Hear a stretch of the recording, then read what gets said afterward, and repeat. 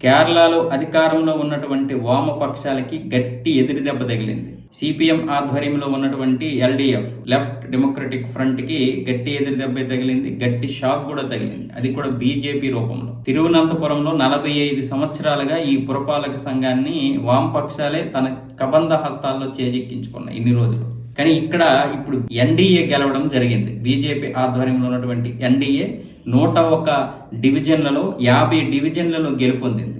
ఇక కాంగ్రెస్ ఆధ్వర్యంలో ఉన్నటువంటి యూడిఎఫ్ ఏమొచ్చేసి 19, అధికార పార్టీ ఎల్డిఎఫ్ ఏమొచ్చేసి 29 స్థానాల్లో గెలుపొందడం జరిగింది. ఇతరులు మరికొన్ని స్థానాల్లో గెలుచుకున్నారు 10-11. ఇక్కడ ఎవరు ఊహించినటువంటి షాక్ ఇచ్చింది బీజేపీ కేరళలో అసలు ఎవరు ఊహించరు. 2 స్థానాల్లో ఇక్కడ బీజేపీ అయితే గెలుపొందడం జరిగింది. ఎన్డీఏ కూటమి అంటే ఎన్డీఏ మామూలుగా ఇక్కడ పోటీ చేయడమే తప్ప కేరళలో ఎటువంటి స్థానిక ఎన్నికల్లో గెలుపొందే పరిస్థితి లేదు.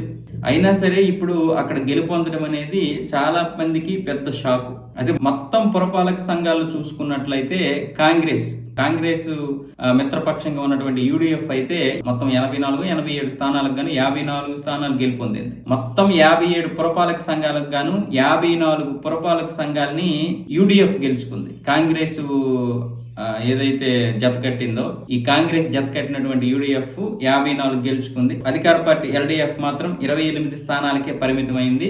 ఎన్డీఏ 2 స్థానాల్లో గెలుచుకుంది. అందులో ఒకటి ఈ తిరువనంతపురం పురపాలక సంఘం అన్నమాట. అది ఎవరు కూడా ఊహించినటువంటి గెలుపు.